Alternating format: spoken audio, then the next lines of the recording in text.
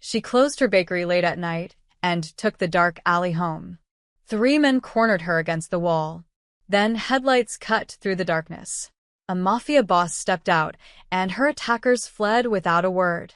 What she didn't know, years ago, she'd saved his dying mother from a hospital fire.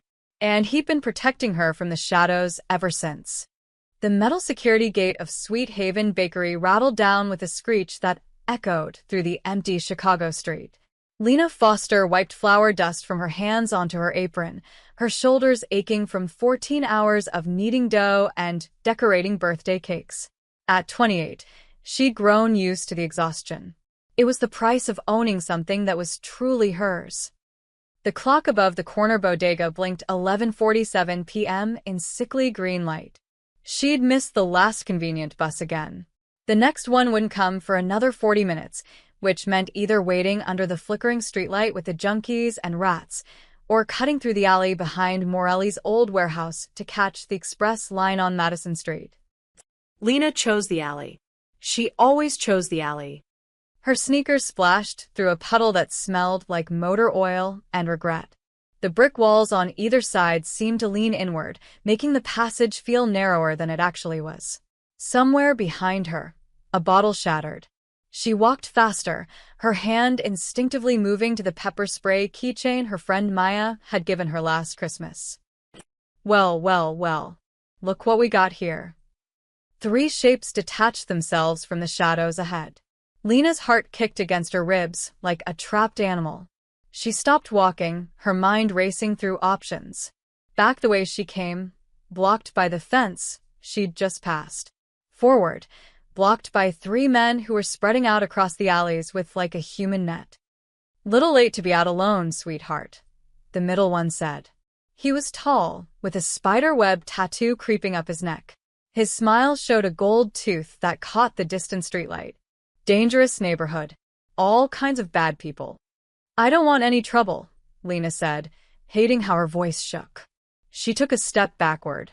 They took 2 steps forward. "Nobody wants trouble," the one on the left laughed. He was shorter, stockier, wearing a Bulls jersey that had seen better days. "But sometimes trouble finds you anyway. How much cash you got in that little bag?" $20. Maybe 30-inch. It was actually $73, tonight's tips from the Mason wedding cake delivery. But she'd learned years ago that admitting to having money only made things worse. "You can have it. Just let me go." Spiderweb next shook his head slowly. "See, that's not really how this works. We take what we want, and what we want." His eyes traveled up and down her body in a way that made her skin crawl. "Might be more than just your cash." Lena's hand closed around the pepper spray. Her thumb found the trigger. The 3rd man, who'd been silent until now, noticed the movement. "She's got something. Check her." They started forward. Lena raised the canister, but her hands were shaking so badly she wasn't sure she could aim. Her mind flashed to every self-defense class she'd taken, every news report she'd seen about women who fought back and women who didn't, and how both groups sometimes ended up in body bags anyway. Then the world turned white. Headlights, bright, blazing, expensive headlights, sliced through the darkness like a knife through butter. A car engine purred with the kind of low, predatory rumble that cost more than Lena made in a year. The 3 men froze like deer caught on a highway. A black Mercedes S-Class rolled to a stop at the alley's entrance, blocking their escape route. The headlights remained on, high beams painting everything in harsh shadows. For several seconds, nothing happened. The only sound was the gentle tick of the cooling engine and Lena's ragged breathing. The driver's door opened. A man stepped out, and even in silhouette, Lena could tell he was different. He moved with the fluid confidence of someone who'd never been afraid of anything in his life. Tall, maybe 6'2", with broad shoulders under what looked like a tailored suit. As he walked forward into the light, Lena saw his face. Sharp cheekbones, dark hair swept back, eyes so intense they seemed to glow like a wolf's caught in lamplight. But it wasn't his appearance that made the 3 attackers shrink back against the wall. It was the way he walked. Like he owned not just the alley, but the entire city. like violence was a language he spoke fluently, and he was about to deliver a very short speech. "Gentlemen," the man said, his voice calm and quiet as a whisper in a cathedral. "You seem lost." Spiderweb Neck found his courage first, probably because he hadn't lived in Chicago long enough to recognize death when it bought a custom suit. "Mind your business, friend. This doesn't concern." The man raised one hand. Just lifted it, palm out, like a priest offering a blessing. Spiderweb Neck's words died in his throat. "Adrian Moretti," the Bulls jersey thug whispered, and the name fell like a stone into still water. "Oh shit. Oh shit, man, we didn't know." So that was his name. Lena had heard it before, whispered in bakery lines and shouted on street corners. Adrian Moretti. The man who ran the South Side like a private kingdom. The one the police couldn't touch because half of them were on his payroll. The one whose name made grown men cross the street. Adrian walked past the three thugs as if they were furniture, stopping directly beside Lena. Up close, she could smell his cologne, something expensive and woody that made her bakery's vanilla extract seem like cheap perfume. He didn't look at her. His eyes stayed locked on the three men. "You hurt what's mine," he said, each word dropping like a hammer blow, "and you disappear. Not arrested. Not hospitalized. You simply cease to exist. Do you understand the distinction?" "We weren't going to hurt her, Mr. Moretti," the stocky one stammered. "Just having a conversation."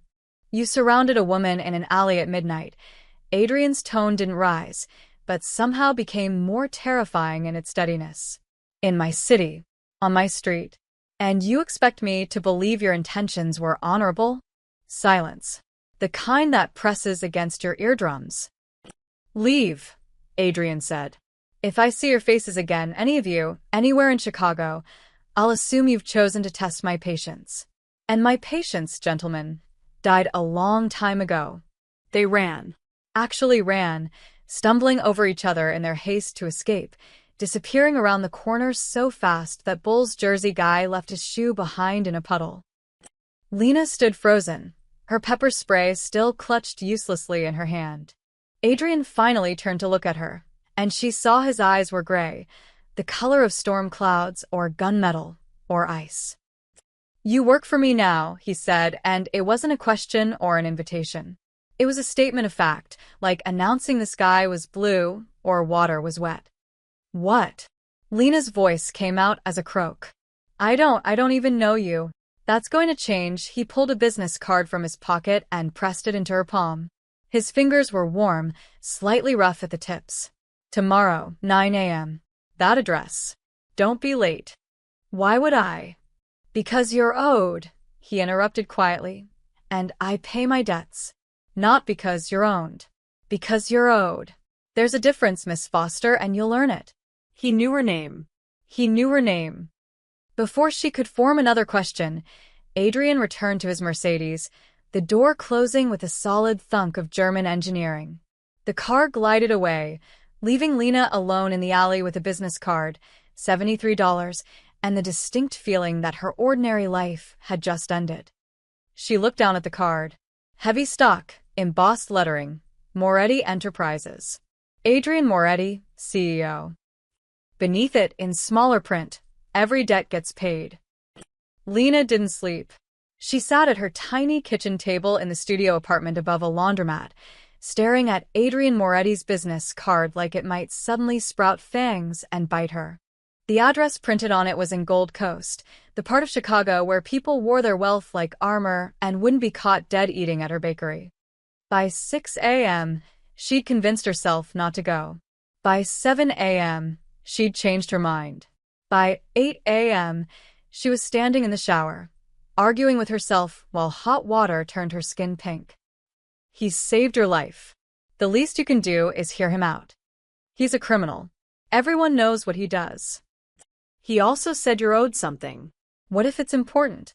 At 8:47 a.m., Lena stood outside Sweet Haven Bakery, keys in hand, and froze. The security gate was already up. Not just up, gone. Replaced by a new one that gleamed silver in the morning sun, with an electronic keypad where her old rusty padlock used to hang. Through the window, she could see movement inside. Multiple people, working. What the hell? She rushed forward, shouldering through the door that now opened smoothly instead of sticking like it had for 3 years. Her bakery was full of strangers. 6 men in work clothes were everywhere, one on a ladder replacing the ancient fluorescent lights with modern fixtures, 2 repainting the water-stained back wall in a crisp cream color, another installing new shelving where her warped wooden boards used to sag. The display case had been replaced with a gleaming glass model that probably cost more than her monthly rent. "Stop," Lena shouted, dropping her purse. "Stop right now.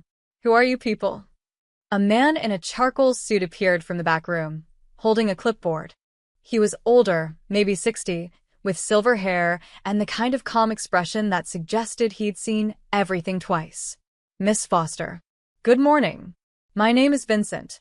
Mr. Moretti sent us to make some necessary improvements." "Necessary?"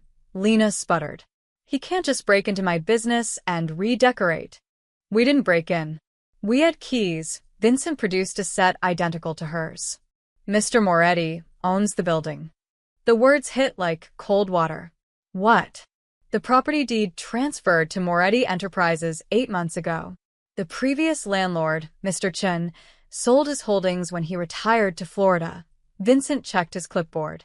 "Your lease agreement remains unchanged, of course. Same rent, same terms." But Mr. Moretti felt certain safety and structural concerns needed immediate attention. Lena looked around wildly. In the back room, someone was installing a new industrial mixer, the kind she'd been saving for, the kind that cost $8,000. Premium bags of flour were stacked against the wall, brand names she recognized from cooking shows. A crate of vanilla beans sat open on her counter, the real Madagascar ones that smelled like dreams and cost $40 a pound. "This is insane," she whispered. "I didn't ask for any of this." "No," Vincent agreed pleasantly. "You didn't. But Mr. Moretti insists.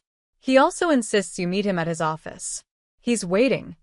"I'm not going anywhere until you all leave my bakery." Vincent's expression didn't change, but something flickered in his eyes. Not quite pity, more like understanding.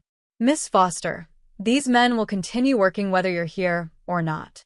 Mr. Moretti's instructions were very clear. "The renovations will be complete by end of day. Your choice is whether you waste the morning watching them work or use it productively by understanding why this is happening." Lena wanted to scream. She wanted to call the police, except what would she say? Someone's illegally improving my business without permission? She wanted to cry, but she'd learned years ago that tears solved nothing in a city that would step over your body to catch the train. "Fine," she bit out. "But I'm not working for him. I'm not joining the mob or laundering money or whatever this is." "Of course not," Vincent said smoothly. "Mr. Moretti is a legitimate businessman. He owns restaurants, import companies, real estate. Everything legal and above board." The way he said it suggested they both knew that wasn't entirely true, but also that it didn't matter. 20 minutes later, Lena sat in the back of a town car that smelled like leather and money, watching Chicago stream past the tinted windows. They pulled up to a building that looked like it ate other buildings for breakfast, all glass and steel, with a doorman who tipped his hat and called her Miss Foster, like he'd been expecting her. The elevator rode so smoothly she barely felt it move. 37th floor. The doors opened onto an office that could have fit her entire bakery inside it twice. Floor-to-ceiling windows overlooked the lake, where morning sun turned the water into hammered copper. Adrian Moretti stood with his back to her, hands in his pockets, watching the city. He didn't turn when she entered. "You can't do this," Lena said, her voice stronger than she felt. "You can't just take over my life." "I'm not taking over anything," he turned finally, and in daylight, she could see details she'd missed last night. The thin scar above his left eyebrow, the gray threading through his dark hair at the temples, the way his suit probably cost more than her car. "I'm paying a debt." "What debt?" "I've never met you before last night." Adrian walked to his desk and picked up a folder. "Sit down, Miss Foster. It's time you learned what you're owed, And why protecting you isn't charity. His expression softened almost imperceptibly. It's the least I could do for the woman who saved my mother's life. The words made no sense.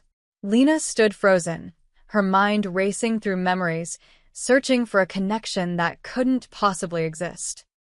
I think, she said slowly, you have the wrong person. No, Adrián Plaid. I don't. Lena sat because her legs suddenly felt unreliable. Adrian placed the folder on the desk between them, but didn't open it yet. Instead, he walked to a small table by the window where silver coffee service sat waiting. Coffee, he asked. Answers, Lena countered. I want answers, not coffee. You can have both. He poured 2 cups anyway, adding cream to one without asking. Somehow he knew she took cream. He knew too many things about her, and each piece of knowledge felt like an invasion she hadn't consented to. He set the cup in front of her and finally opened the folder. Inside were photographs, old ones, the kind printed on actual paper instead of trapped in phones. He slid one across the desk. 4 years ago. St. Catherine's Hospital. Do you remember? Lena picked up the photo with trembling fingers. It showed a woman, maybe 60, with dark hair going silver, lying in a hospital bed.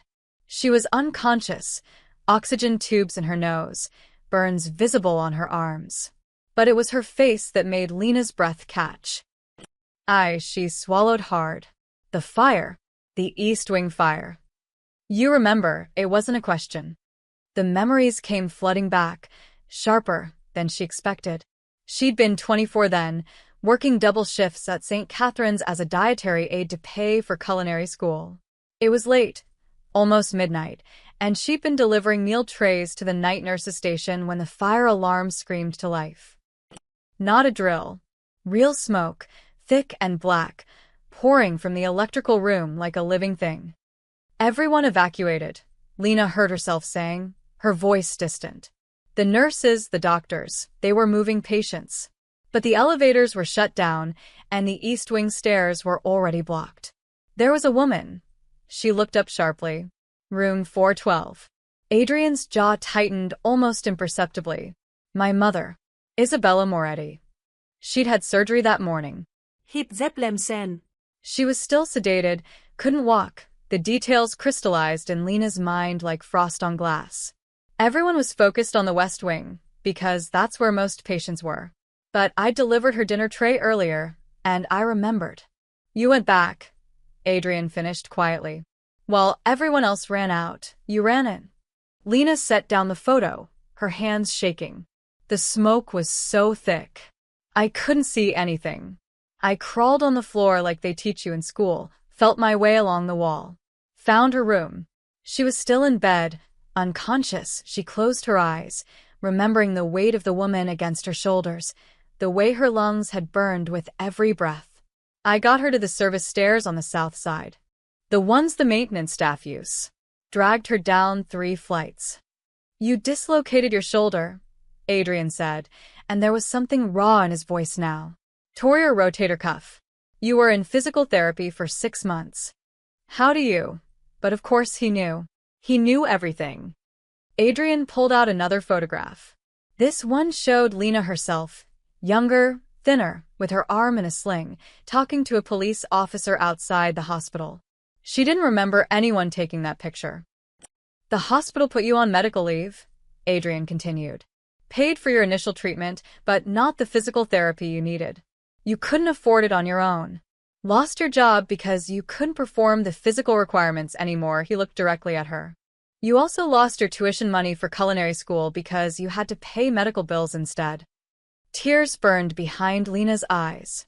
Those had been dark months. Painful months. The months when she'd learned that heroism didn't pay rent and courage didn't heal torn muscles. Your mother survived, Lena said. It came out as a question. She lived for 2 more years. Good years. She got to meet her first grandchild. Attended my sister's wedding. Baked Christmas cookies one last time. Adrian's expression softened. 2 years we wouldn't have had without you. She died peacefully in her sleep, not screaming in a fire. I didn't do it for a reward. I know. He pushed the folder closer. That's why you deserve one. After she died, I tried to find you, but you'd moved. Changed apartments 3 times. The hospital wouldn't give me information, privacy laws. It took my people 8 months to track you down. Lena opened the folder fully. Inside were documents, bank statements, payment receipts, business licenses. Her hands froze when she saw the amounts. The bakery startup loan you got 3 years ago, Adrian said. The one from that small business grant program that seemed too good to be true? I funded it through a shell company.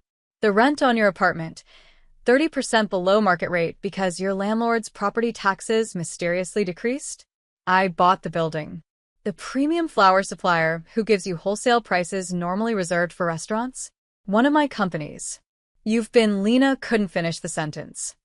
Paying you back. From a distance. Keeping you safe without interfering in your life, he leaned forward. Until last night, when staying distant wasn't an option anymore.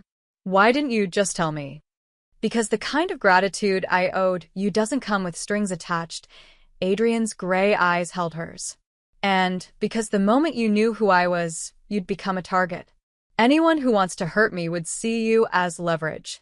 I was trying to protect you from that. But last night, those men forced my hand. They cornered you in my territory. If I'd driven past, if I'd done nothing, they would have hurt you, his voice hardened.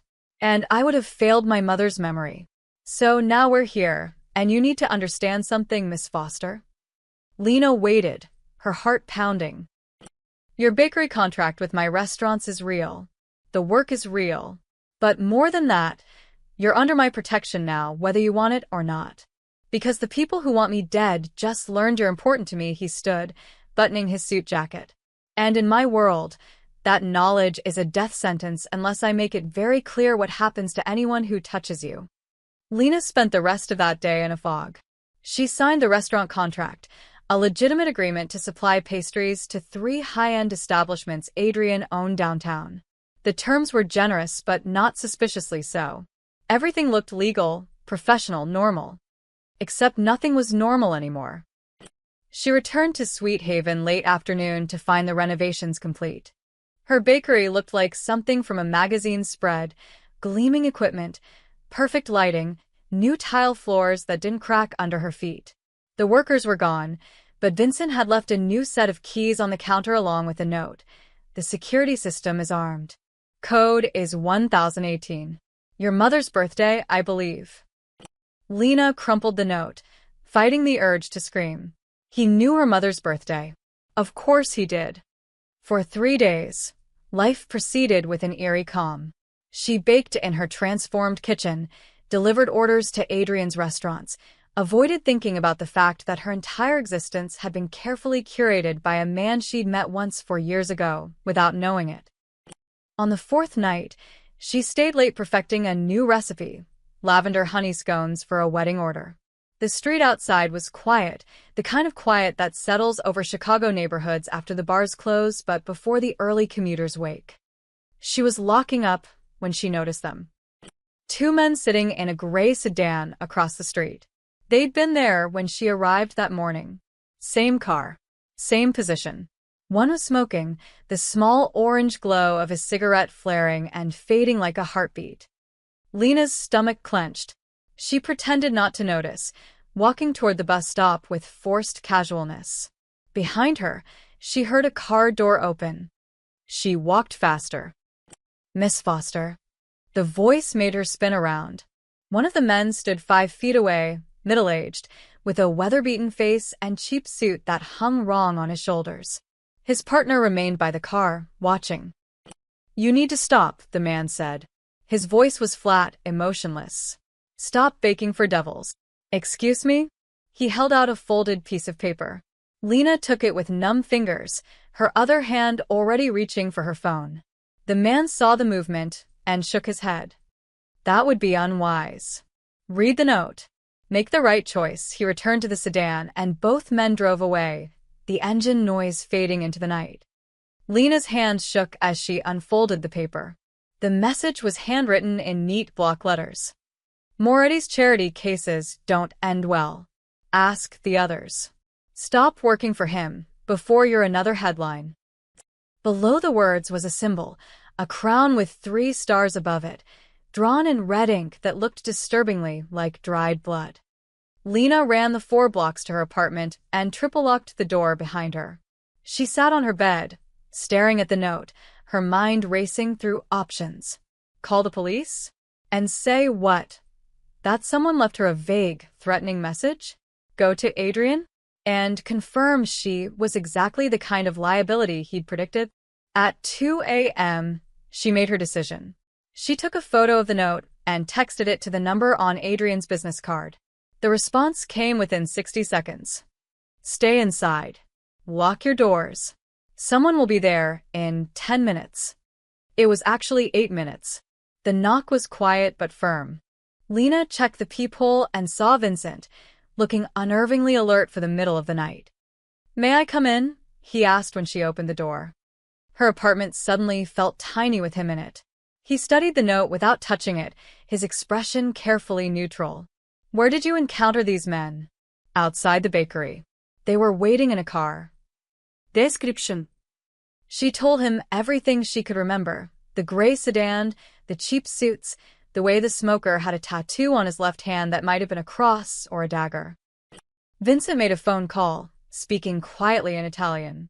When he hung up, he looked at her with something that might have been respect. Mr. Moretti wants you to come to his residence. He says you'll be safer there. No, the word came out sharper than she intended.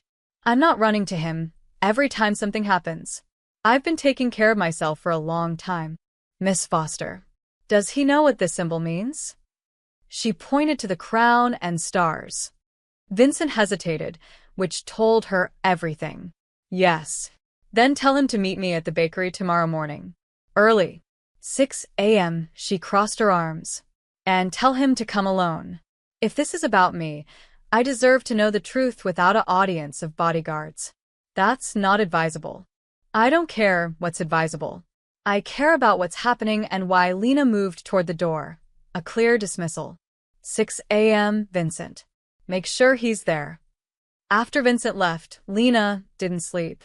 She researched instead, using her phone to search for the symbol. The crown with 3 stars appeared in several old news articles, gang markings, territorial disputes, a string of unsolved murders from 15 years ago. All connected to one name, the Romano family. By dawn, she'd learned enough to be terrified. The Romanos had controlled the South Side before Adrian's rise to power. Their feud was legendary in Chicago's criminal underworld, brutal, bloody, supposedly ended a decade ago when the Romano patriarch died in federal prison. But the symbol was back, which meant the feud wasn't over. And somehow, impossibly, Lena was now standing directly in the middle of it. At 5:45 a.m., she walked to her bakery, through streets still dark with night. The new security system beeped as she entered. She made coffee with shaking hands and waited. At exactly 6 a.m., Adrian's Mercedes pulled up outside. He came alone as requested. Through the window, Lena watched him approach, moving with that same fluid confidence even in the pre-dawn darkness. When he entered, his eyes immediately found the note she'd laid on the counter. His face went absolutely still. Then, quietly, "How long have the Romanos been watching you?" "You tell me," Lena said. "Because apparently I'm working for devils, and I'd like to know which devil I should be more afraid of." Adrian picked up the note, his jaw tightening as he studied the symbol. "The Romanos," he said the name like a curse. "I thought we'd buried this family 10 years ago." "Well, they're clearly not buried." Lena poured coffee with hands that had steadied overnight. Fear, she'd learned, eventually crystallized into anger. "They think I'm your spy. You're not my anything. You're owed." "Yes, you keep saying that." She set a cup in front of him harder than necessary, coffee sloshing over the rim. "But they don't see it that way. They see a woman getting money from Adrian Moretti. They think I'm laundering cash or passing information or whatever it is people in your world do." Adrian's expression darkened. "My world. You say that like I chose it. Didn't you? My father chose it. My grandfather before him. I inherited an empire built on blood and fear, and I've spent 15 years trying to make it legitimate. He gestured toward the window. Those restaurants you're supplying? Real businesses. The import companies? Legal. I pay taxes, employ people, contribute to this city. With money that came from where? Lena challenged. From places I'm not proud of, his honesty surprised her. But I can't change the past. I can only control what happens next. And what happens next is keeping you alive. Lena sat across from him, the counter between them like a barrier. Tell me about the Romanos. Adrian was quiet for a moment, choosing his words. Victor Romano controlled the South Side for 30 years. Drugs, weapons, extortion, everything ugly. When I took over my father's operations, I decided to go straight. Victor saw it as weakness. We went to war. Who won? No one wins wars like that. PPD. Businesses burn. Families get destroyed. He ran a hand through his hair, a gesture that made him suddenly look tired. Victor went to prison for racketeering. His sons scattered. I thought the family was finished. But Victor's nephew, Marcus Romano, disappeared before the arrests. Word was he fled to Italy, started over. Adrian looked at the symbol again. If he's back, if he's rebuilding the family operation, he'll see my legitimate businesses as targets. And you, he met her eyes. You're visible now. Working for me, protected by me. You're a way to send a message. Lena's coffee had gone cold. She stared into the cup, thinking, your payments to me, the anonymous ones, before last week. How did they show up? Through various accounts. Why? Because I keep detailed records. Every expense, every income source, every supplier, an idea was forming, still hazy but gaining shape. If the Romanos think I'm laundering money, they must be doing the same thing. And if they're watching me, maybe. She stood abruptly. Come with me. She led him to the back office, a cramped room barely bigger than a closet, but organized with military precision. File boxes lined metal shelves, each labeled by year. She pulled down the one marked 2024. I didn't understand it at first, Lena said, spreading invoices across the small desk. 6 months ago, I started getting these orders. Big orders. Wedding cakes, corporate events, delivery addresses I'd never heard of. She pointed to one. This one. 500 cupcakes, delivered to 2847 West Harrison. I remember because when I showed up, it was an abandoned office building. No wedding. No people. But the payment cleared. Adrian leaned in, studying the invoice. You delivered to an empty building? 3 times. Different addresses, same pattern. I thought maybe I'd written down the locations wrong, or they'd changed venues last minute. But the money was good and I needed it. She pulled out more invoices. Then I noticed something. Look at the payment methods. Adrian examined them. All cashier's checks. Different banks. Exactly. No credit cards, no company checks. Just cashier's checks that couldn't be traced. Lena felt her pulse quicken as the pieces connected. I'm not the only bakery in Chicago. If they're doing this to me, they're probably doing it to others. Restaurants, caterers, suppliers, any business that deals in cash and doesn't ask too many questions. Shell companies, Adrian said quietly. They're using legitimate small businesses to move dirty money. Order goods that never get delivered, or deliver to fake addresses, create paper trails that look real. He looked at her with new respect. You figured this out on your own? I'm good with numbers. It's why I've kept this bakery alive for 3 years. She pulled out more files. But here's the thing, I have addresses. Dates. Payment records. If I could cross-reference these with other businesses, find a pattern. Adrian was already pulling out his phone. Vincent. I need financial records for every small business in the South Side that's reported unusual cash transactions in the last year. Yes, now. A call in favors at the banks if you have to. He hung up and looked at Lena. This could work. If we can prove Romano's using local businesses for money laundering, we can destroy him without firing a shot. We. Lena raised an eyebrow.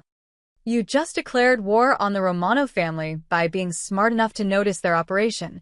Adrian's expression was grim. You're in this now, whether either of us likes it. Lena thought about the men in the gray sedan, the threatening note, the way her peaceful life had shattered in less than a week. She could run. Close the bakery, leave Chicago, start over somewhere else. But running meant they won. Running meant letting them scare her into silence. Okay, she said finally, but we do this right. No violence. Nobody is. We destroy them the legal way. Adrian extended his hand. The legal way. She shook it, sealing a partnership she never wanted but couldn't escape. His grip was firm, warm, and when he smiled it was small but genuine. You know, he said, my mother would have liked you. For the next 72 hours, Lena's bakery became an unlikely war room.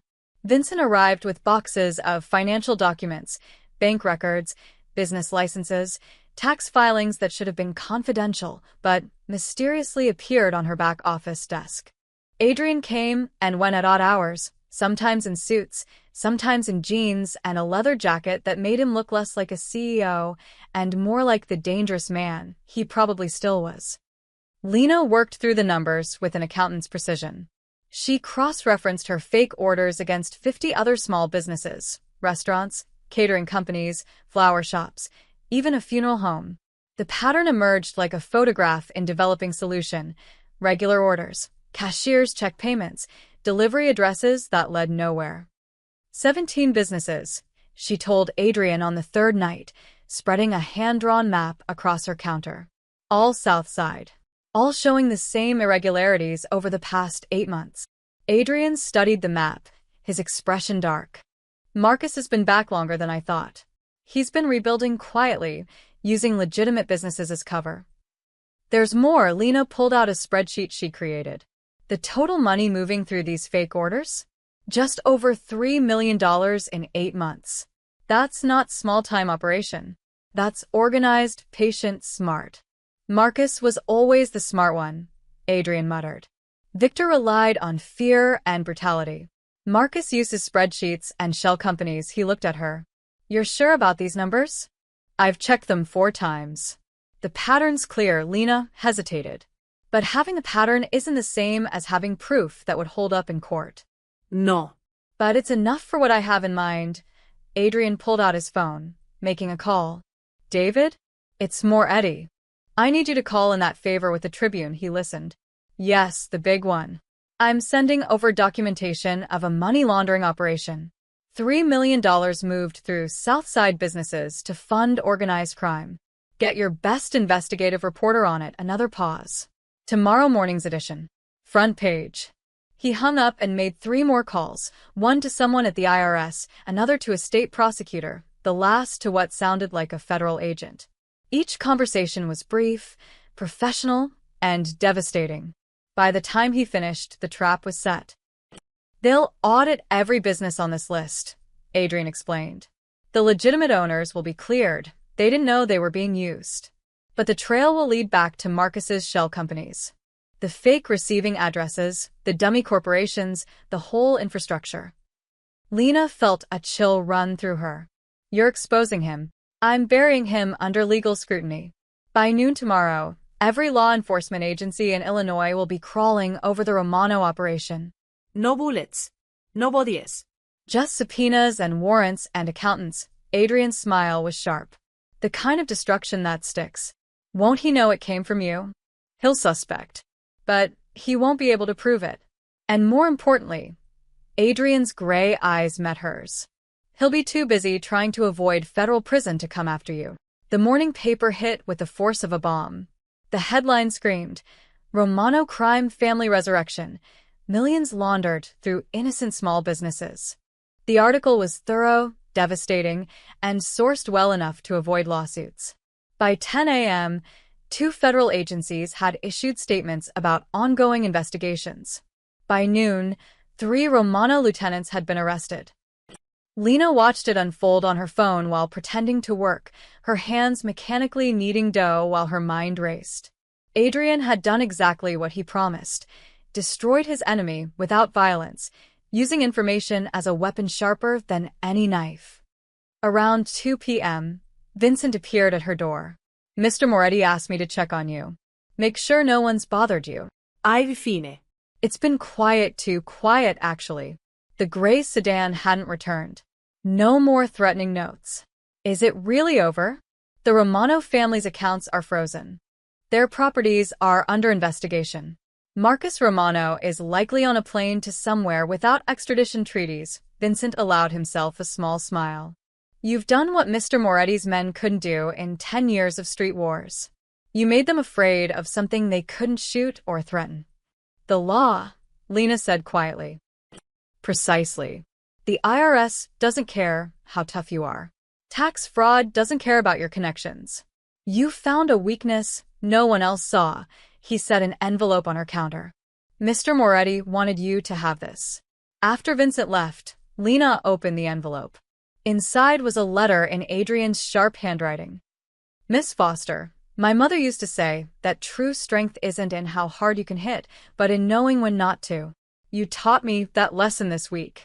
The Romano family will spend the next decade fighting legal battles they cannot win, and not a single life was lost in the process. That's not mercy. It's strategy. And it's more effective than anything I learned from my father. Thank you for showing me there's another way. A.M. Lena folded the letter carefully, something warm and complicated settling in her chest. Adrian Moretti was still a dangerous man. Still someone whose past was soaked in blood and whose future remained uncertain. But maybe, just maybe, people could change. Maybe the son didn't have to become his father. Maybe a man who'd spent his life learning violence could be taught that sometimes the pen, or in this case the spreadsheet, really was mightier than the sword. Her phone buzzed. A text from an unknown number. Thank you for proving me wrong about what's possible. Lena smiled despite herself and got back to work, kneading dough in her transformed bakery, in a city that suddenly felt a little bit safer. 3 days of silence followed the Romano collapse. The news cycle moved on, chasing newer scandals. The federal investigation continued its grinding bureaucratic march. Lena returned to something resembling normal life, baking, delivering orders, trying not to think about money laundering and organized crime. Then Adrian showed up at closing time with blood on his shirt. Not a lot. Just a dark stain spreading across the white fabric beneath his jacket, partially hidden but unmistakable once Lena noticed. He walked in like nothing was wrong, moving with that same fluid confidence, but she saw him favor his left side. You're bleeding, she said, dropping the tray she'd been cleaning. It's nothing, he waved dismissively. I came to finalize next month's delivery schedule. You're bleeding, Lena locked the front door and flipped the sign to closed. Sit down before you fall down. Miss Foster. It's Lena. And sit, she pointed to a chair with enough authority that he actually obeyed, which told her the injury was worse than he'd admit. What happened? Disagreement with some associates. Adrian started to shrug, then winced. They had concerns about my recent business decisions. I addressed their concerns by getting stabbed. Cut. There's a difference. He finally relented when she just stared at him. It's a graze. Barely broke the skin. Lena grabbed her first aid kit from the back office, the extensive one she'd bought after burning herself badly on an oven rack last year. Take off your jacket. That's not necessary. Adrian, she used his first name deliberately, watching his eyes flicker with something she couldn't quite read. You came to my bakery bleeding instead of going to a hospital or calling Vincent. That tells me you either can't go to a hospital or you don't want to. Either way, let me help. He studied her for a long moment, then slowly removed his jacket and unbuttoned his shirt. The wound was along his ribs, a 4-inch slash that had soaked through the gauze he'd apparently wrapped himself. Not deep enough for stitches, but definitely more than barely broke the skin. This is going to hurt, Lena warned, pulling on gloves and opening antiseptic wipes. Pain and I are old friends. She cleaned the wound carefully, trying not to notice the other scars mapping his torso. Old knife wounds, what looked like bullet graze, a burn mark shaped like a cigarette. His body told stories he'd never speak aloud, violent chapters written in scar tissue. Adrian sat perfectly still, barely flinching even when the antiseptic must have burned. You're good at this. I've had practice. You don't run a bakery for 3 years without learning emergency first aid. She applied antibiotic ointment, then fresh gauze. The people who did this, are they still a problem? Not anymore. Something in his tone made her pause. Adrian, they're not dead, if that's what you're asking. Just convinced that questioning my methods is bad for their health, he watched her work with surprising gentleness. You're worried I killed them. I'm worried about who you have to be to survive in your world. Someone harder than I want to be, the admission came quietly. My mother used to say the same thing. She thought kindness was weakness, that showing mercy would get me killed. Lena taped down the bandage and met his eyes. Did it? I've been cut, shot, poisoned, and betrayed more times than I can count, he smiled without humor. So maybe she was right. Or maybe, Lena said, stripping off her gloves, she never met someone strong enough to show her that kindness and strength aren't opposites. Adrian went very still. What? You think surviving makes you strong? Fighting back, never backing down, always being harder than the next guy. She sat across from him. But I dragged your mother out of a burning building when I was terrified. I stood up to you in your own office. I helped take down the Romanos using spreadsheets instead of guns. She leaned forward. That took strength. Different strength than what you're used to, but strength all the same. He stared at her like she'd spoken a foreign language. You think I'm not strong? I think you're terrified of being anything else. The words came out softer than she intended. I think you learned that love and weakness are the same thing, that caring about someone gives them power over you. So you keep everyone at arm's length, pay your debts from a distance, and convince yourself that's protection. It is protection.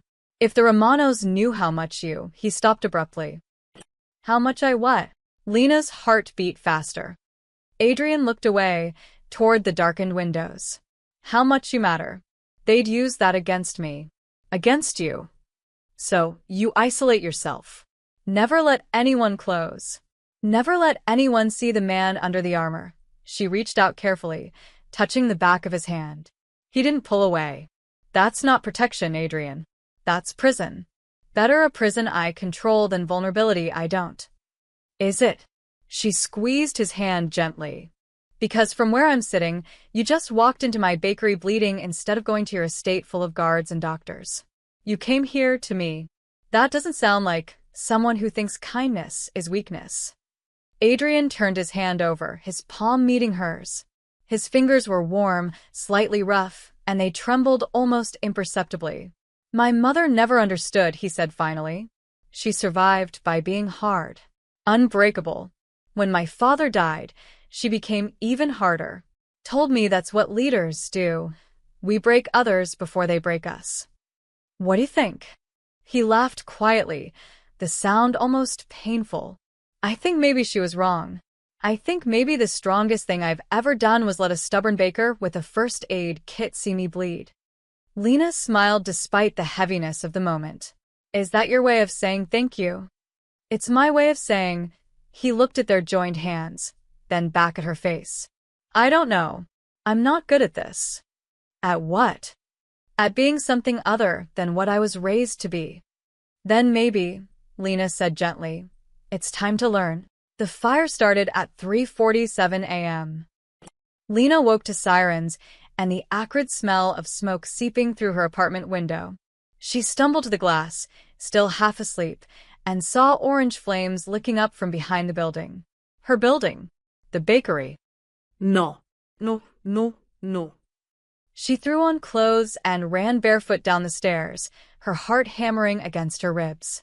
Outside, neighbors gathered in pajamas and robes, faces painted orange by firelight. The flames were concentrated at the back of Sweet Haven, the storage area where she kept flour, sugar, all her supplies. 2 fire trucks screamed around the corner. Firefighters jumped out, unrolling hoses with practiced efficiency. Lena tried to run forward, but someone grabbed her arm. You can't go in there, a firefighter said firmly. That's my bakery. Everything I have. Ma'am, the building's not safe. Let us do our job. She watched helplessly as they battled the flames. The front of the bakery seemed untouched, but smoke poured from broken windows at the rear. All her supplies. The new equipment Adrian had installed. 3 years of work burning away into nothing.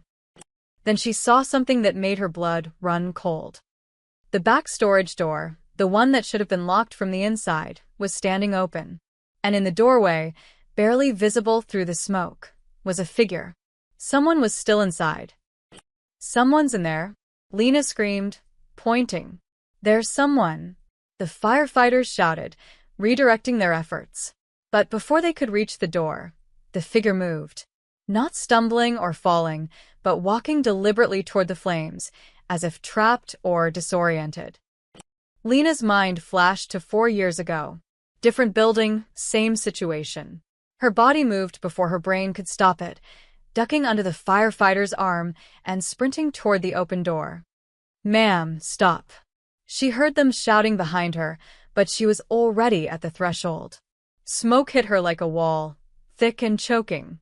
She dropped low like she'd learned before, pulling her shirt over her mouth. The heat was intense, but not unbearable yet. The flames were concentrated in the storage area, feeding on cardboard boxes and paper bags. "Hello," she called out, voice muffled. "Where are you?" A cough answered her. "There, to the left, near the walk-in cooler." The figure resolved into clarity. A woman, maybe 60, gray hair, confused expression. She was wearing a nightgown and slippers, completely disoriented. "Come on," Lena grabbed her arm. "We have to go." The woman pulled back. "My cat." "I heard my cat." "There's no cat here." "Please, we have to move." An explosion of sound as something in the storage room gave way. Flames surged forward, cutting off their exit through the back door. Lena's mind raced. The front door, they could reach it if they moved now. She half-dragged, half-carried the older woman through the main bakery. Smoke was thicker here now, visibility down to inches. Her lungs screamed for clean air.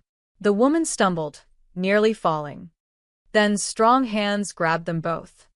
Adrian materialized through the smoke like a ghost, his face covered with a wet cloth. He didn't speak, just lifted the older woman over his shoulder and grabbed Lena's wrist, pulling them toward the front entrance.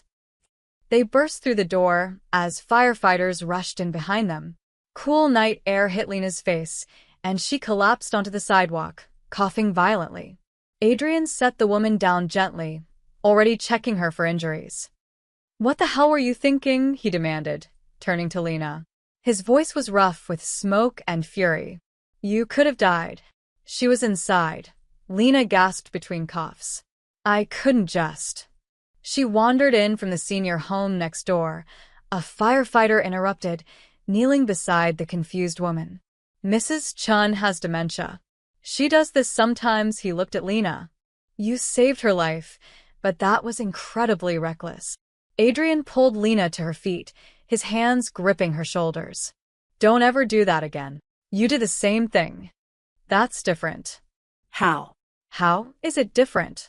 She coughed again, her throat raw. Adrian's expression shifted from anger to something more complicated. "Because if something happened to you," he stopped, jaw clenching. "Just don't." Paramedics arrived, checking them both for smoke inhalation. Mrs. Chin was loaded into an ambulance, confused but alive. The fire was under control now, mostly extinguished, leaving behind smoke damage and the acrid smell of burned supplies. Vincent appeared at Adrian's side, his usual calm replaced by barely contained rage. The fire was deliberately set. Accelerant on the storage boxes. Security cameras were spray-painted over an hour before it started. "Romano's people," Adrian said flatly. "The ones who scattered when the investigation started." "Revenge," Lena whispered. Her legs felt weak. "Desperate revenge." Adrian's expression went cold and hard. "They can't touch me directly anymore, so they're trying to hurt what He caught himself. "What I'm protecting." Vincent's phone buzzed. He answered, listened, and his face went grim. "We found them. 3 men, staying at a motel on the highway. They're bragging about it on social media, trying to rebuild Romano's reputation."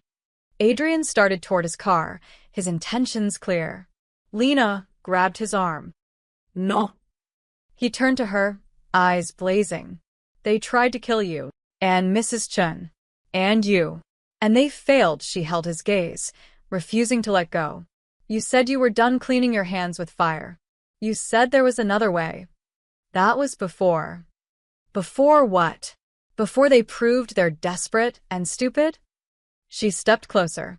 Adrian, if you go after them now, you become what they say you are.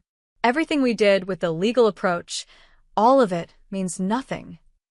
So, I just let them walk away? No, Lena's voice was steady despite her shaking hands. You turn them in. Give the evidence to the police.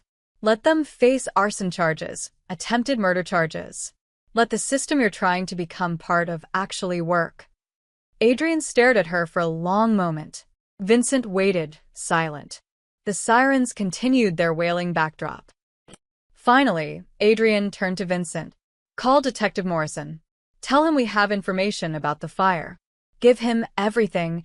Names, location, evidence. His voice was strained, like each word cost him. And make sure those men are arrested before I change my mind. The arrests happened at dawn.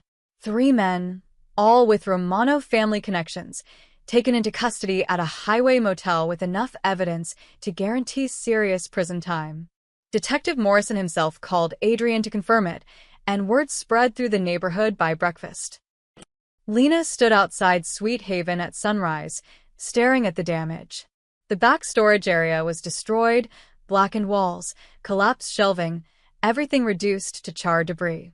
But the main bakery had survived. Smoke-stained and water-damaged, but structurally sound. The firefighters said she'd been lucky. Another 5 minutes, and the whole building would have gone up. She didn't feel lucky. She felt exhausted, her lungs still raw, her hands shaking every time she thought about flames spreading across cardboard boxes soaked in accelerant. You should be resting, Adrian's voice came from behind her. She didn't turn around. I should be baking. I have orders due tomorrow. A wedding cake for Saturday. Corporate delivery on Monday. All rescheduled. Vincent handled it. He moved to stand beside her, hands in his pockets. In daylight, she could see the dark circles under his eyes. He hadn't slept either. The insurance adjuster comes this afternoon. They'll cover the repairs. How long will that take? Weeks? Months? Lena's voice cracked. I can't afford to close for months, Adrian. Even with the restaurant contracts, I have rent, utilities, loan payments. Already handled. She finally looked at him. What? I made some calls. Got a crew together. They start work this afternoon, emergency repairs, cleaning, restoration. You'll be operational again in 72 hours. Lena felt tears burn behind her eyes. I can't accept that. It's too much. It's not charity. It's self-interest, but his tone was gentle. I need your pastries for my restaurants. And more than that, he turned to face her fully. If you close, if they win even partially, it sends a message. That attacking what's mine comes with no consequences. I can't allow that message. What's yours? Lena repeated softly. Is that what I am? Adrian's expression shifted, something vulnerable flickering across his features. That came out wrong. Did it? You're not property, Lena. He struggled with the words. You're someone I've failed to protect properly. Twice now. First by keeping my distance and making you a target. Then by not anticipating desperate retaliation. You saved my life last night. After putting it in danger, his jaw clenched. If you died in that fire because of me, because of my past, my enemies. But I didn't, she touched his arm, feeling the tension coiled beneath his sleeve. And neither did Mrs. Chen, because you ran into a burning building after us. So maybe stop trying to take credit for things that aren't your fault and accept that sometimes life is just dangerous. Not for you. It shouldn't be dangerous for you. I pulled your mother from a fire 4 years ago. I work in a neighborhood where 3 men thought cornering me was acceptable. I'm a woman in America. Lena smiled without humor. Life's been dangerous long before you showed up, Adrian. At least now I have someone who gives enough of a damn to run into the flames after me. He looked at her with an intensity that made her breath catch. You matter, he said quietly. More than you should. More than is wise. When I saw that fire, when I couldn't find you, he stopped, looking away. I've lost people. My father to a rival's bullet. My mother to age. Men I called brothers to betrayals and wars. But the thought of losing you felt different somehow. Worse. Lena's heart hammered. Adrian. I'm not asking for anything, he continued quickly. I know what I am, what my life is. I wouldn't curse you with that kind of future. But I need you to understand why I'm rebuilding your bakery, why I'll keep protecting you even if you tell me to stop. It's not obligation anymore. It's not debt. I know, Lena whispered. They stood in silence, the morning sun climbing higher, painting the smoke-stained bakery in shades of gold. Around them, the city woke up, cars passing, people heading to work, life continuing despite fire and fear and feelings that complicated everything. 72 hours? Lena finally asked. Maybe less if the crew works overnight. Then I'll be here. Helping. This is still my bakery. I wouldn't expect anything else. Adrian's phone buzzed. He checked it, frowned. Vincent needs me. City council meeting about the new youth center project. He hesitated. Will you be okay? I survived a fire. I think I can handle daylight. He smiled, small, genuine, the kind of smile that transformed his face from dangerous to almost gentle. You're remarkable, you know that? I'm stubborn. Same thing in my experience. After he left, Lena walked through the damaged bakery, cataloging what could be saved. The new mixer, smoke-damaged but possibly salvageable. The display cases, cracked but reparable. Her grandmother's rolling pin, a family heirloom, blackened but whole.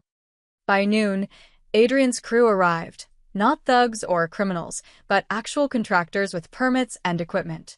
They worked with efficient professionalism, clearing debris, assessing damage, making plans. By evening, the local news ran a story. Southside Bakery rises from ashes. They interviewed neighbors who brought flowers and offers of help. Maya showed up with her teenage daughter, both wearing work gloves and determination. You're not rebuilding alone, Maya said firmly. This neighborhood takes care of its own. And they did. For 3 days, the community poured in, painting walls, cleaning equipment, donating supplies. The Italian grocer down the street provided flour at cost. The hardware store owner installed new locks for free.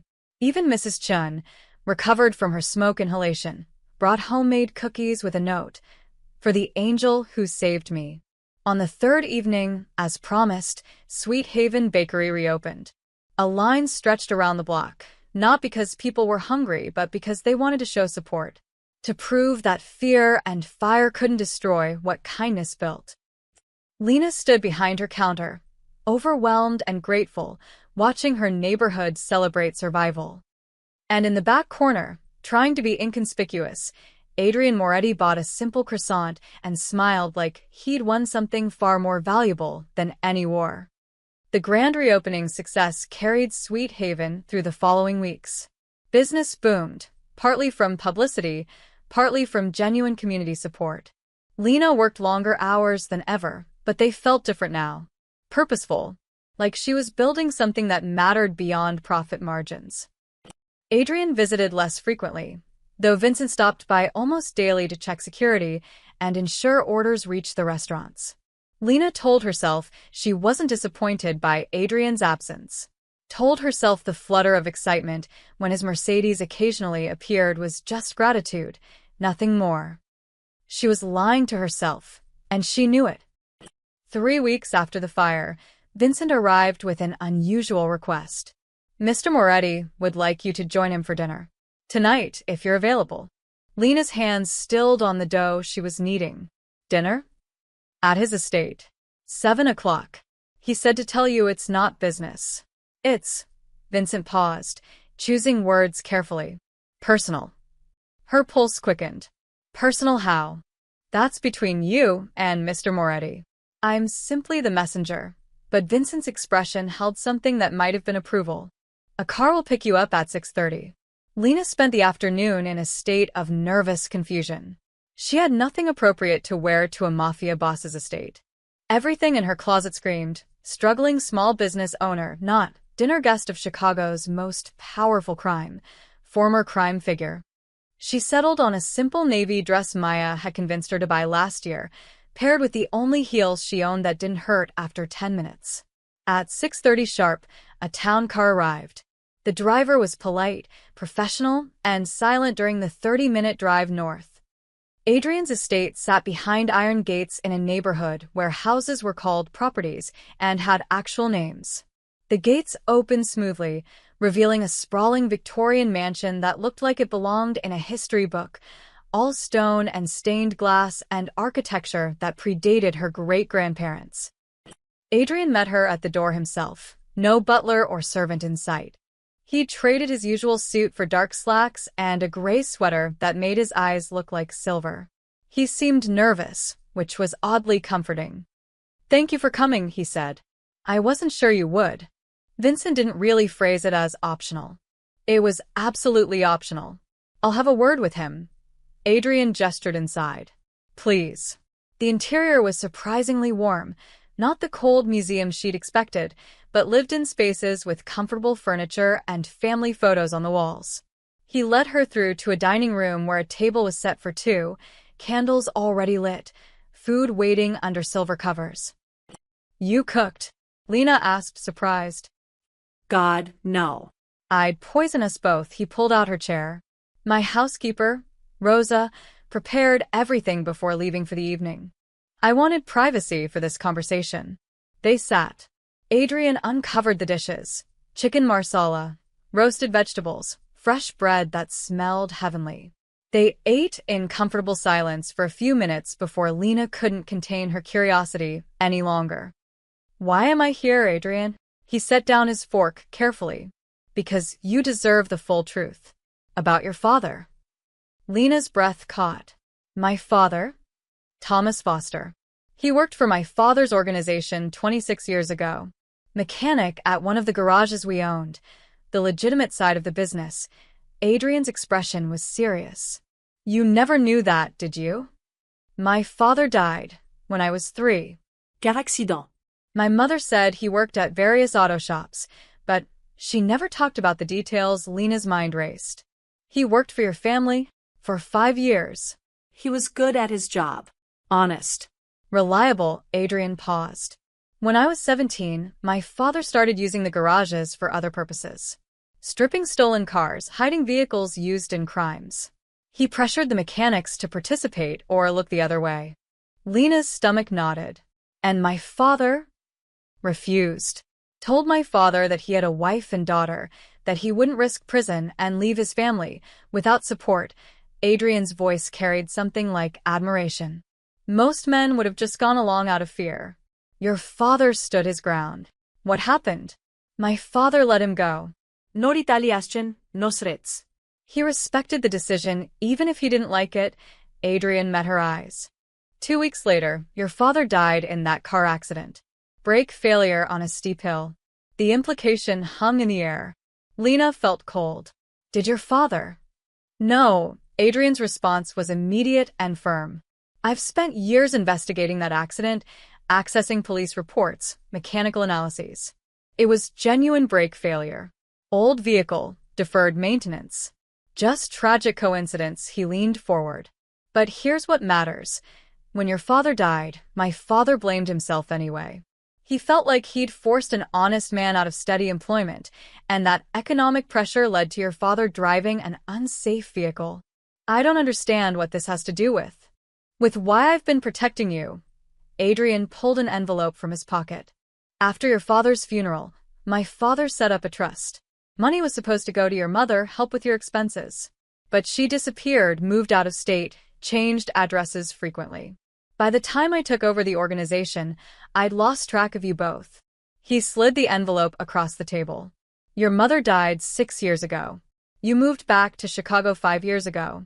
And when I finally found you again, you were working at St. Catherine's Hospital, where you saved my mother's life." Lena opened the envelope with shaking hands.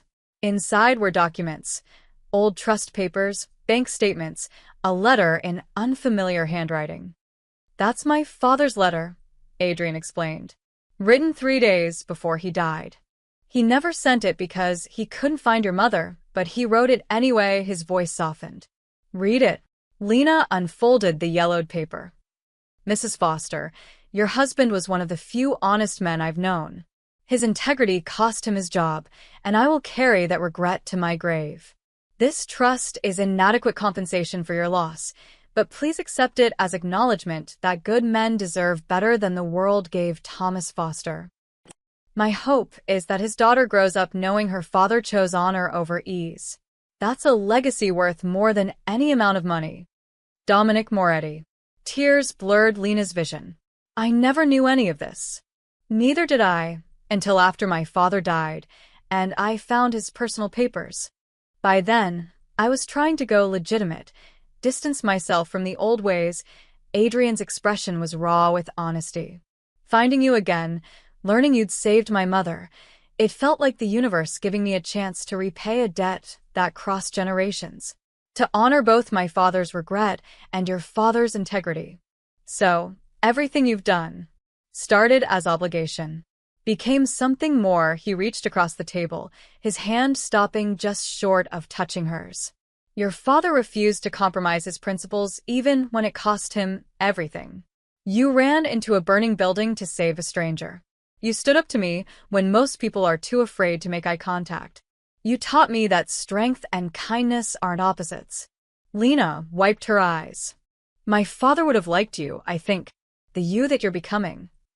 I hope so. Adrian finally took her hand, his grip warm and solid. Because I'm trying to be the kind of man who deserves someone like you in his life. Not as a debt or obligation, but as, he paused, vulnerable, as something real. Outside, night had fully fallen. Inside, two people sat together, connected by tragedy and choice, by past debts and present possibilities, by everything they'd survived to reach this moment.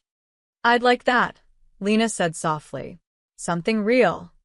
Adrian smiled, genuine, unguarded, free of the armor he usually wore. Then let's start there. The months that followed felt like discovering a new language, one where trust was built in quiet moments rather than grand gestures. Adrian visited the bakery more frequently, always finding excuses, checking on supply orders, discussing restaurant menus, bringing feedback from customers. They both knew these were pretexts for spending time together, and neither pretended otherwise. He learned that Lena woke at 4 every morning, that she hummed while kneading dough, that she donated day-old pastries to the homeless shelter without telling anyone. She learned that Adrian read poetry late at night, that he anonymously funded 3 youth programs, that his ruthless reputation masked someone who'd never learned it was safe to be soft. They didn't label what was growing between them. Labels felt limiting, premature. But when Adrian's hand found hers across her bakery counter, when she leaned into his shoulder while reviewing contracts, when their goodbyes stretched longer each time, those moments spoke clearly enough. Winter arrived early that year, bringing snow that transformed Chicago into something clean and beautiful. Lena was closing up on a Saturday evening, humming Christmas carols while wiping down counters, when Adrian appeared at her door. He wasn't alone. Vincent stood behind him, carrying a leather folder that looked expensive and important. We need to talk, Adrian said, his expression unreadable. Lena's stomach dropped. Those words, in her experience, never preceded good news. What's wrong? Nothing's wrong. But there's something I need to give you. He gestured to a table. Seat. Please. She sat, nervousness crawling up her spine. Vincent placed the folder in front of her, then stepped back with the discretion of someone who'd learned when to be invisible. Adrian remained standing, hands in his pockets. When I started helping you 3 years ago, I bought this building through a shell company. You've been paying rent to one of my holding corporations without knowing it. I know that now, Lena said carefully. What you don't know is that I never intended to keep it permanently. The building, the property, it was always meant to be temporary. He nodded toward the folder. Open it. Lena's hands shook as she opened the leather cover. Inside were legal documents, dense with terminology she didn't fully understand. But certain words jumped out. Deed transfer, property rights, full ownership. I don't understand. It's yours, Adrian's voice was quiet but firm. The building, the land beneath it, everything. I'm transferring full ownership to you. No strings, no conditions, no ties to my businesses. It's a clean transfer, your property, your name on the deed. Lena stared at the papers, her mind refusing to process. You can't just give me a building. I can. He finally sat across from her. Sweet Haven Bakery should belong to the woman who built it. Not to some corporation in my portfolio, not to a landlord who could raise rent or sell out from under you. To you. Adrian, she searched for words. This property is worth what, $500,000? More? You can't just. I can't. He raised an eyebrow. Who's going to stop me? Basic sense. Logic. The fact that this is insane. Lena pushed the folder back toward him. I can't accept this. It's too much. Adrian pushed it back. You cover my mother in ash and smoke to drag her from a fire. You nearly died saving her. You think a building is too much payment for someone's life. That's not why I saved her. I didn't do it for a reward. I know. That's exactly why you deserve this. He leaned forward, intensity burning in his gray eyes. Lena, listen to me. I've spent my entire life taking territory, taking power, taking respect through fear. I want to give something meaningful, something that can't be twisted into obligation or control. But no strings, he repeated. If you never want to see me again, if you decide tomorrow that you can't have someone like me in your life, this building is still yours. If you want to sell it, renovate it, expand it, burn it down for the insurance, it's your choice. Your property, your future. Tears burned behind Lena's eyes. Why are you doing this? Because, he paused, seeming to wrestle with something. Because you saved my mother, yes. Because your father was one of the few honest men in my father's world. But also because you've shown me what it means to build instead of take. You created something real, something good, in a neighborhood everyone else abandoned. And I want that to be secure. I want you to be secure. Vincent cleared his throat softly. There's more, Miss Foster. Adrian shot him a look, but Vincent continued smoothly. The trust your father-in-law established for you? It still exists. With interest over 26 years, it amounts to approximately $340,000. That money is also being transferred to you. No legal complications, fully documented, entirely legitimate. Lena couldn't breathe. The numbers were incomprehensible, life-changing, terrifying. I don't know what to say. Say you'll accept it. Adrian's hand covered hers on the table. Say you'll let me do this one good thing. Say you'll stop carrying the weight of survival alone and let someone help shoulder it. She looked at their joined hands, at the legal documents that represented more security than she'd ever imagined, at the man who'd entered her life through violence and was now offering freedom. The trust money, that was supposed to go to my mother. It's yours now. She would have wanted you to have it. And the building? Also yours. Completely. I'll have no legal connection to it after the transfer completes. He squeezed her hand gently. You saved someone I loved when you had every reason to save yourself first. You ran toward fire twice, once for my mother, once for a stranger. You taught me that honor isn't weakness and kindness isn't surrender. His voice dropped lower, more intimate. You deserve a foundation that can't be shaken. A place that's truly yours, that no one can take away. Let me give you that. Please. Lena wiped her eyes with her free hand. You're impossible. I've been called worse. This doesn't mean, she struggled with the words. This doesn't obligate me to anything. To you. I know. That's the point, Adrian smiled softly. Though I'm hoping you'll keep me around anyway. Your coffee's terrible, but the company's excellent. She laughed despite the tears. My coffee is not terrible. It absolutely is. But I keep drinking it, which should tell you something. Vincent diplomatically excused himself, leaving them alone in the quiet bakery. Snow fell outside the windows, soft and steady. Lena looked at the papers again, her name, her property, her future. Okay, she whispered finally. Okay. Okay, I accept. The building, the trust, all of it. She met his eyes.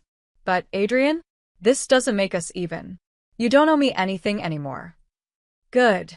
He brought her hand to his lips, pressing a kiss to her knuckles. Because what comes next, I want it to be choice. Not debt. Not obligation. Just two people who found something unexpected in a dark alley and decided it was worth keeping. Something unexpected, Lena repeated, smiling through tears. That's one way to put it. Do you have a better description? She thought about fires and spreadsheets, about fear and trust, about a man learning to be soft and a woman learning to accept help. About foundations built from ash and futures created from choice. No, she said softly. Unexpected is perfect. Spring arrived with the kind of gentle insistence that made Chicago remember why people lived there despite brutal winters. Trees budded along the sidewalks, and Sweet Haven Bakery, now officially owned by Lena Foster, mortgage-free, flourished with the season. The property transfer had gone through without complications. The trust money sat in Lena's bank account, mostly untouched except for a donation to the burn unit at St. Catherine's Hospital and new equipment for the shelter where she'd been volunteering. She was still learning to think of herself as someone with financial security, still catching herself calculating prices and pinching pennies from old habit. Adrian had kept his promise. No strines. No pressure. But he also hadn't disappeared from her life. If anything, he was more present, not as a benefactor or protector, but as something simpler and more complicated. As a man spending time with a woman he cared about, learning the ordinary rhythms of a life he'd never lived. The Romano family's remnants had been absorbed by federal investigations. Marcus Romano himself was arrested in Portugal, facing extradition. The men who'd set the fire were serving 8-year sentences. The neighborhood felt safer, though Lena knew safety was always temporary, always fragile. Adrian's legitimate businesses continued to grow. He'd distanced himself further from anything questionable, though Lena wasn't naive enough to believe his past had completely released its grip.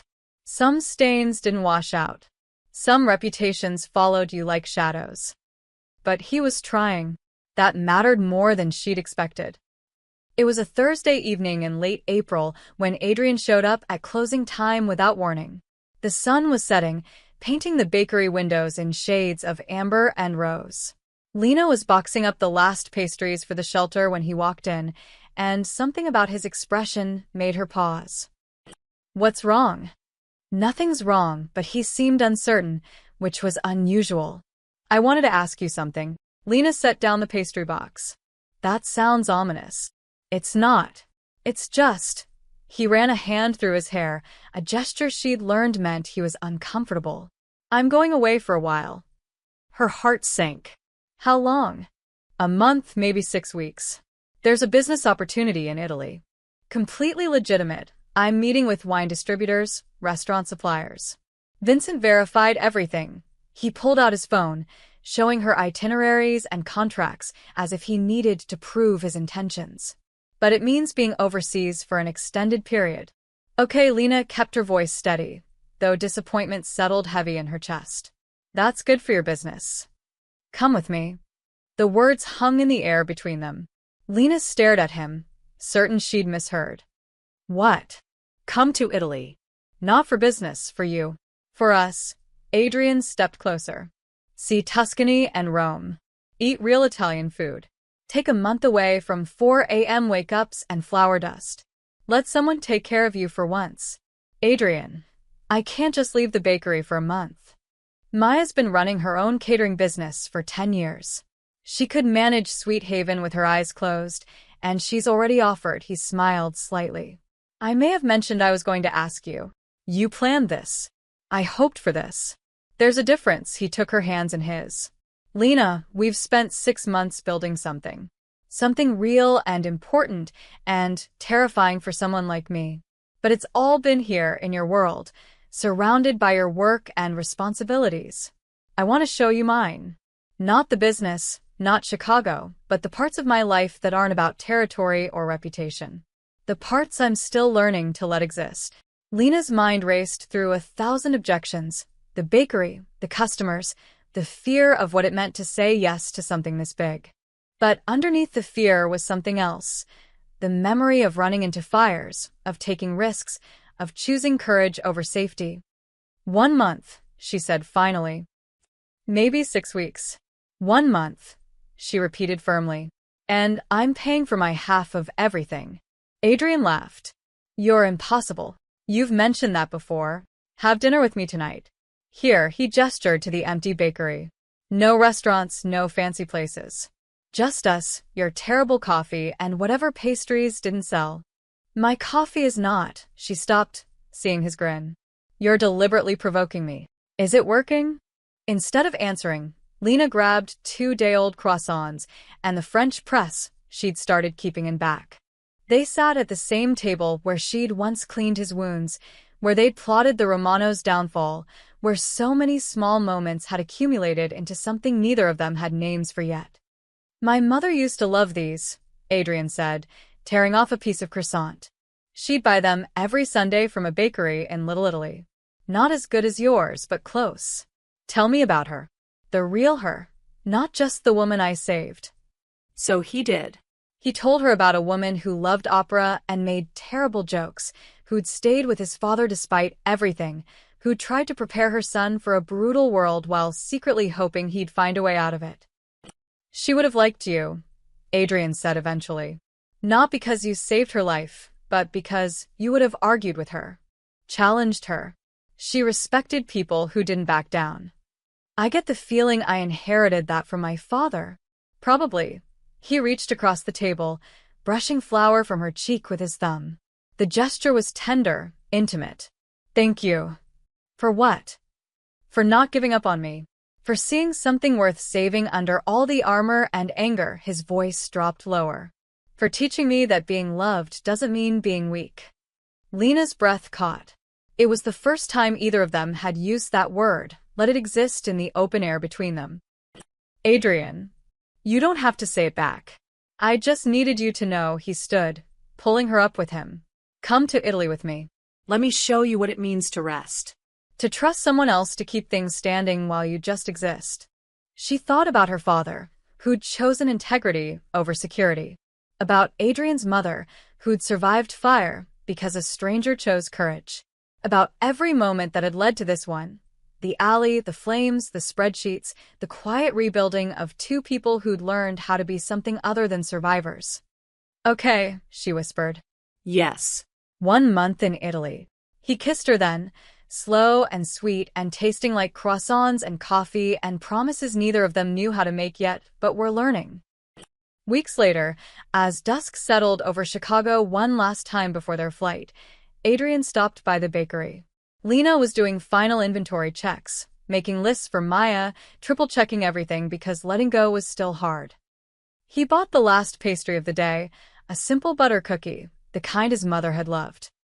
Will you finally rest now? Lena asked, watching him through the glass case. Maybe. If you promise to keep baking when we get back. Not for me, not for the restaurants, but because this city needs your light. Because you built something that matters. That's a lot of pressure for butter and sugar. You've never been just butter and sugar. He left money on the counter, too much, as always, and turned toward the door. Then he stopped, pulling something from his pocket. An envelope, sealed with old-fashioned wax. Don't open it until we land in Rome, he said. Consider it the beginning of something new. After he left, after she'd locked up and set the security system and stood in her bakery, bought and paid for, safe and secure, Lena held the envelope up to the fading light. She'd open it in Rome. She'd see Italy with a man who was learning how to be gentle, how to build instead of destroy. She'd take a month to remember that she was more than just work and survival. But for now, she stood in the space she'd created, surrounded by the smell of vanilla and yeast, in a neighborhood that had supported her through fire and fear, and she let herself feel something she hadn't allowed in years. Hope. Pure, uncomplicated, terrifying hope. Outside, Adrian's Mercedes idled at the curb. Through the window, She saw him watching her, patient and present. When their eyes met, he smiled, that rare, genuine smile that transformed his whole face.